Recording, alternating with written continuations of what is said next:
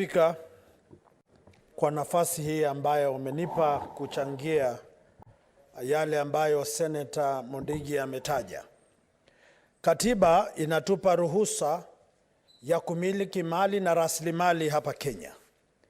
Yale yanayojiri, Mheshimiwa Spika, ni kinaya na kinyume cha matarajio ya wanademokrasia hapa Kenya, kwa sababu maandamano, jinsi tunajua sisi wa imani wa Kristo, maandamano ni ya kubeba matawi, mabango kwa amani. Tumeona maandamano ya madaktari Kenya hii, tumeona maandamano ya walimu Kenya hii, tumeona maandamano ya wakulima Kenya hii.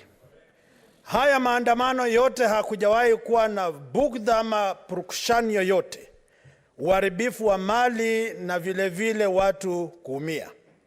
Haya maandamano ambayo kwa mabano wanasema wanademokrasia wanashinikiza, sijui wanataka tupoteze maisha ya watu wangapi ndio waseme haya ni maandamano.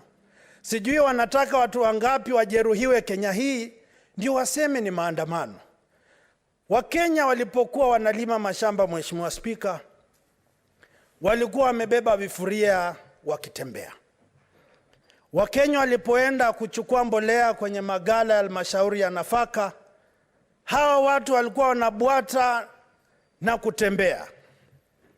Wakenya walipokuwa wanapuliza madawa kwa mahindi yao, ndugu zangu walikuwa kwa vyombo vya habari wakibwata.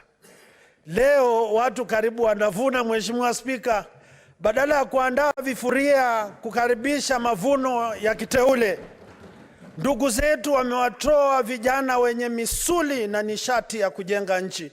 Wako kwenye barase za nchi hii wakipiga mayowe na kuweka vifuria kwenye kichwa.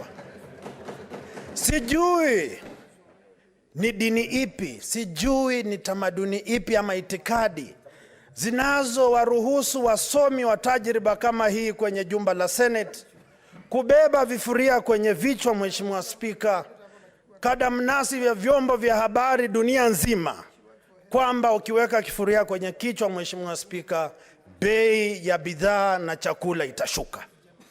Mheshimiwa Spika, sijui ni dini